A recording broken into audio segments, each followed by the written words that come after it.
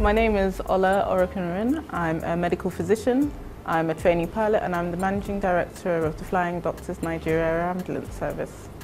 I think for as long as I can remember, at least, I've always wanted to study medicine, so it was a natural progression for me. And I also quite enjoyed flying. I loved the sort of allure of a pilot's lifestyle, seeing different places. I grew up in quite a small town in England. We actually only had about 3 classrooms, so primary 1 and 2 were in one room, then 3 and 4 were in one room, 5 and 6 were in one room, so it was a very, very small community. So I think the attraction of flying for me was seeing something different than that, and traveling abroad and seeing what else was out there. So they've been my 2 passions for quite some time. In terms of a personal journey, I think that was the beginning. Going to school, getting an education, that's the beginning of everybody's, well, most people's journeys involve some form of formal education. So I went to medical school, and then after that, because my parents disagreed with the idea of me learning to fly so much, I didn't even bother asking them. But as soon as I left medical school and I had my own money, independence, and I started learning to fly, probably with the aim of joining an air ambulance service in England or somewhere else in Europe.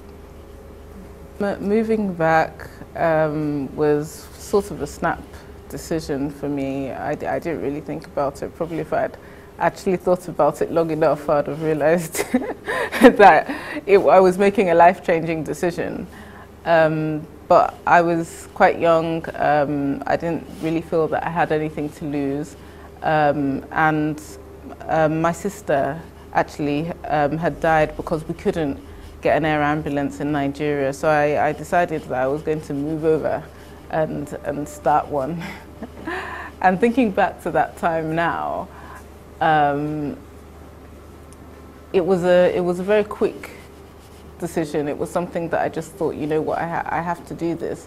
And I really think that it was part of God's plan for me to do that, because initially I think my parents thought I was a bit mad, but then actually they came round to it, and they supported me with the idea of moving over to start a business. So I think that there was some sort of divine intervention there, setting me on the path to doing it.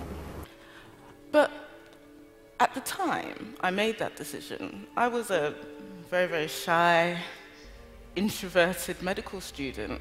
We didn't have the funds or the business connections or the network that we needed to start an air ambulance service. Who was I even to utter the words "never again"? But today, we operate the largest air ambulance service in the whole of West Africa.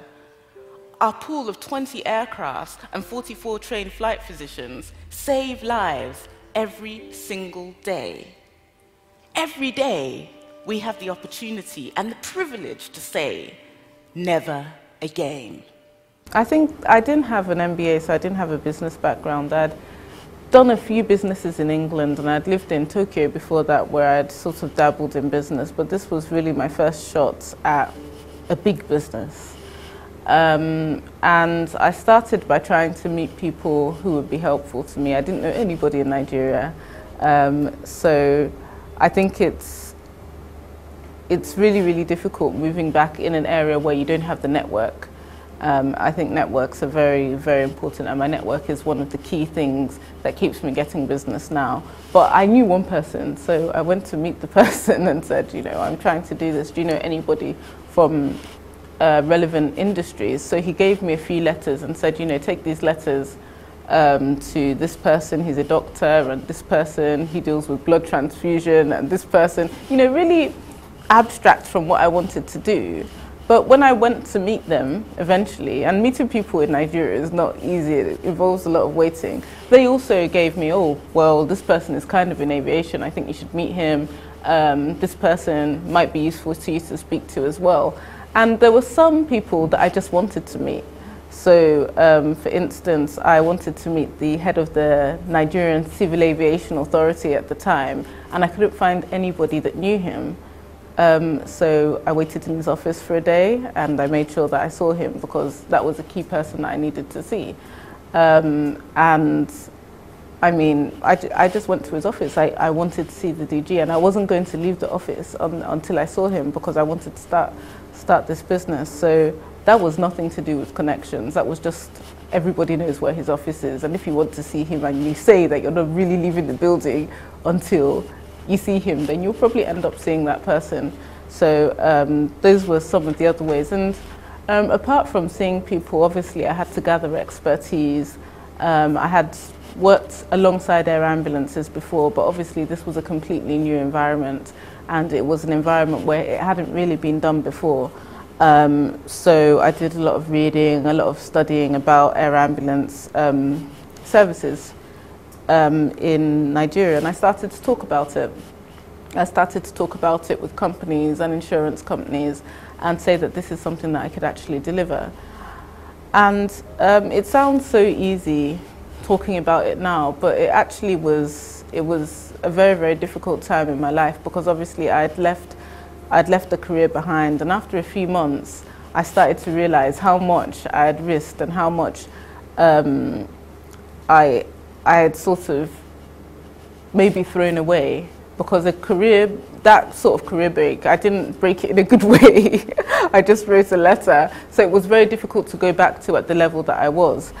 And I think that everybody who's starting a business goes through those emotions when they think, well, there's always an opportunity cost for starting a business. And the opportunity cost obviously was leaving a really comfortable career to start something that was potentially a lot less comfortable, and it was a lot less comfortable. There were so many things that I didn't think of. Number one, I didn't think how much I would miss my friends and family. I didn't think about that at all. And then, of course, there are a lot of cultural differences. I didn't grow up in Nigeria, so there are a lot of things that I had to learn. And then, obviously, I didn't even realize how difficult it would be to sort of get used to the roads and the power and the public transportation system, because I didn't have a car, and the security, and dealing with sort of basic transactions, banks, etc. Everything is quite different. So it was quite a difficult period of my life. But as always, I think that when you work very hard on something and you come in at the right time with vaguely the right idea, it doesn't have to be exactly the right idea, but vaguely the right idea, things will work out. I think it's about hard work, and I did work very, very hard, doing things that seem extraordinary to me now when I look back, to make sure that I could start a business. And I think now that I'm going into starting a second business, one of the things that I'm worried about is, will I really be able to do all of those things again? I'm not going to take a night bus from Lagos to Abuja because I want to see somebody that I don't even have his number, that he just sent me an email and I'm not sure whether the meeting, I'm not going to do that again. But I was willing to let go of all sense of comfort, all fear of embarrassment, all sense of security, basic security, because I wanted to achieve my goal. And I think one of the worries going into the new business is, I hope my experience now counts for something, because I'm not willing to go through that again.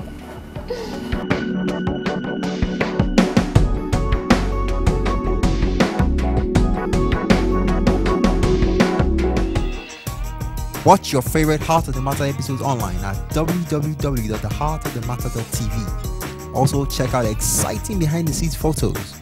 Leave your comments and like us on Facebook.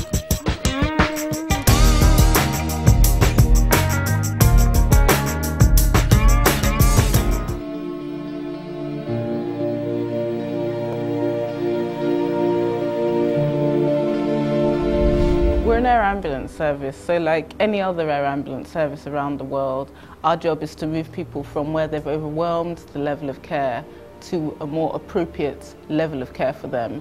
So it's from a lower tier of medical, a lower tier medical facility to a higher tier medical facility. And this can be as simple as moving somebody from the Lagos-Ibadan Expressway into Lagos, which is a relatively short journey. It can be moving somebody from Akure into Lagos again. It could be moving somebody from Maiduguri, for instance, into Abuja. In fact, we do a lot of work on the subcontinent as well. So some of it is actually not in Nigeria at all. Sometimes it's Senegal to Gambia. Some of our surrounding regions actually rely on Nigeria for serious healthcare problems. So it can be like Cotonou into Lagos for treatment, and it can also be from Nigeria abroad for treatment. One of the differences that I found between the air ambulance in Kenya that operates and us is that in Kenya they have a lot more airstrips.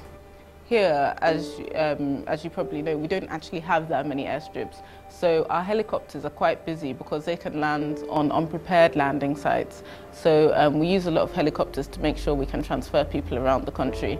Our landing strips, some of them are also very short, so it's difficult for a jet to land. So we have propeller planes that land on the shorter airstrips, and obviously for the international airports, if we're flying people abroad, then we have the jets as well. So logistically, it's quite mind-boggling to think the amount that of sort of logistical management that needs to go into running an air ambulance. But it's a service that saves lives, that changes lives, and I think it's definitely worth it for everybody that's benefited from our service.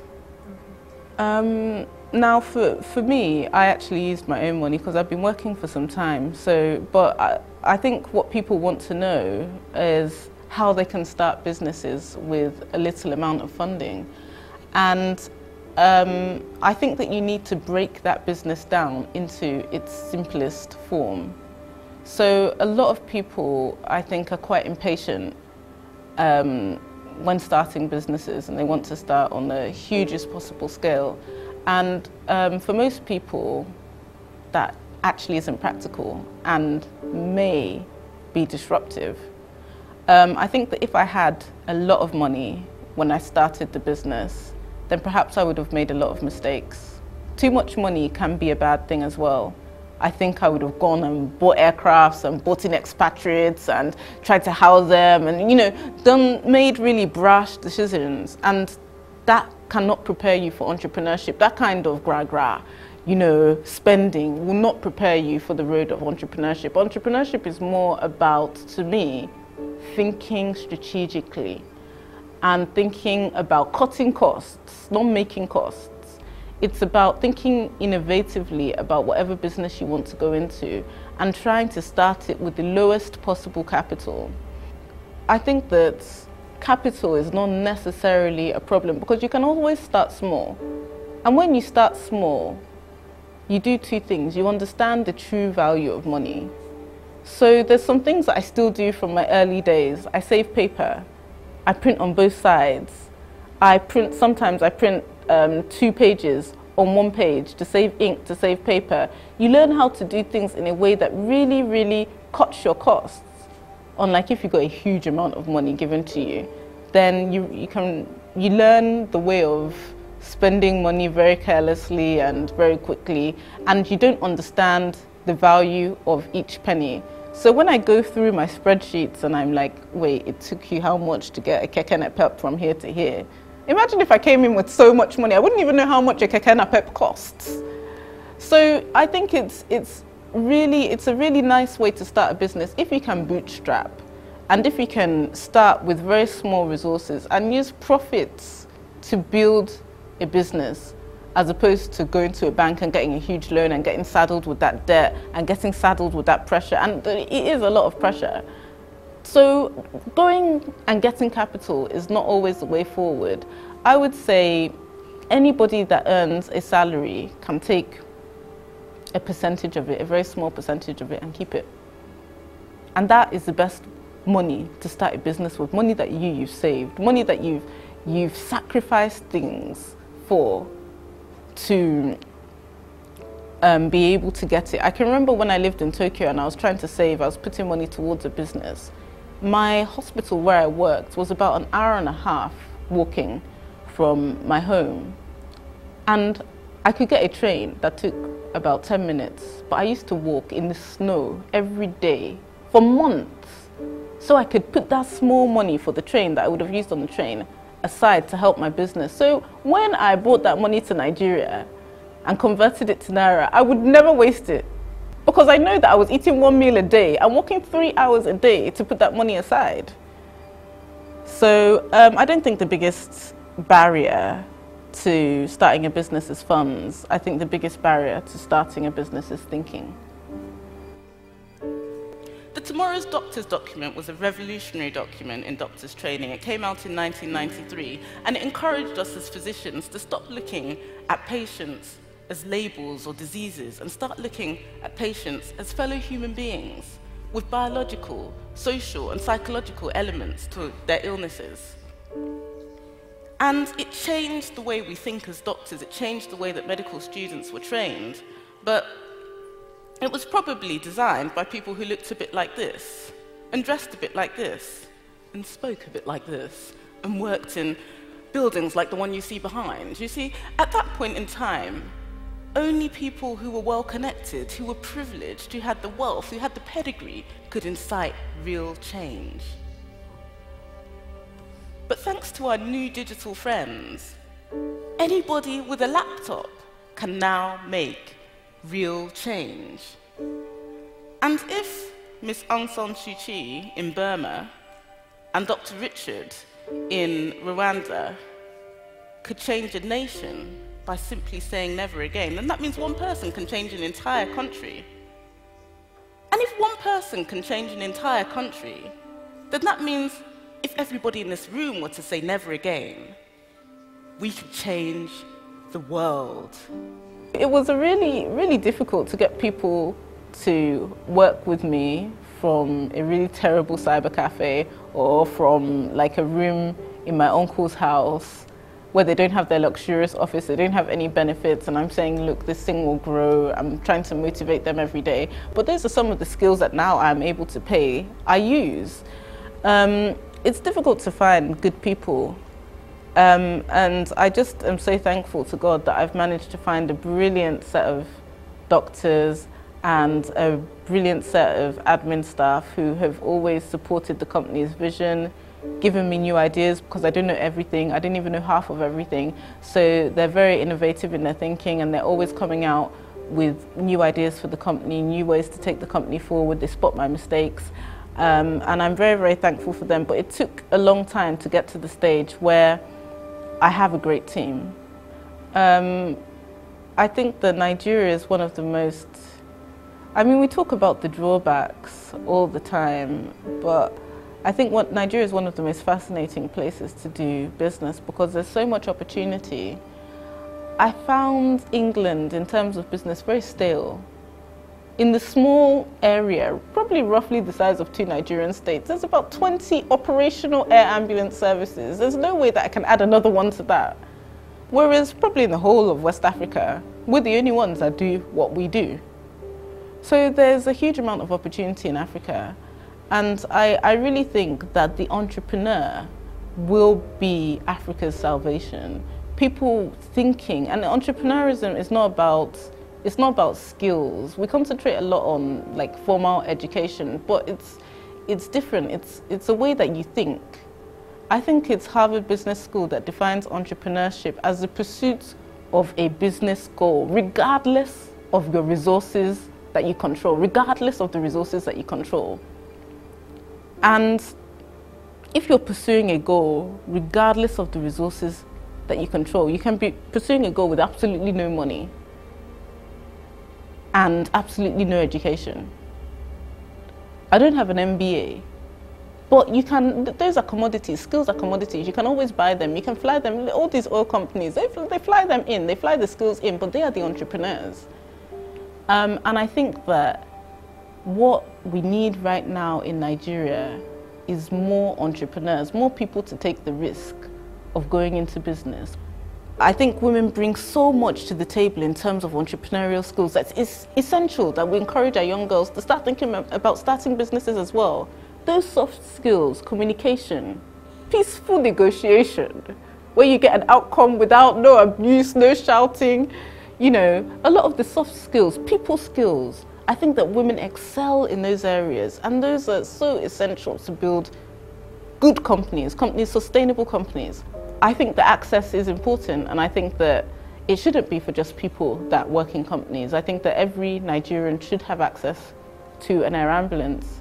I think that involves all of the military, I think that involves all of the police, I think that involves the man on the street who is just driving his car, who doesn't work for any company. I think that involves interstate travel as well, the interstate public transport system, and definitely we're working a lot with the authorities involved to make sure that this becomes a case in the very, very near future.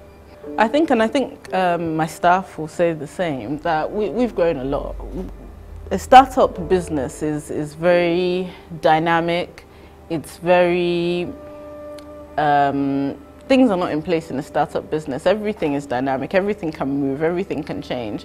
And I think that if you were to speak to members of our team, I think that we've grown a lot. We've grown a lot in academically, in the amount of work that we have to do to get the standards that we want in our air ambulances.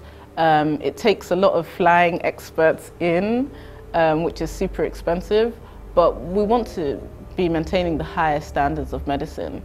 When I was in England, the city where I grew up, I could get any training that I wanted, any sort of medical training. The latest professors, the smartest professors in the region were just a few minutes away from me. I was in the state-of-the-art hospital, and I could get any sort of training or tuition that I want. Not so in Nigeria. In Nigeria, it involves a lot more work to get up to the standard that you want, and I think that I've definitely grown as a physician. I've learned to appreciate a lot of things that I took for granted. A lot of the infrastructure that I had for learning, a lot of the infrastructure that we had for training obviously doesn't exist in Nigeria, and we've had to build that up. So I think in terms of provision of actual good medicine, I think that I've had to, and we've all had to be a lot more assertive. We've had to go to much greater lengths, and we've had to spend a lot more money getting what we want in-house. So the question you asked me is, what would I advise young people who are watching this, who are doubtful about themselves, to think? I would go with Aliko Dangote's motto: nothing is impossible, and he himself is a living example of that.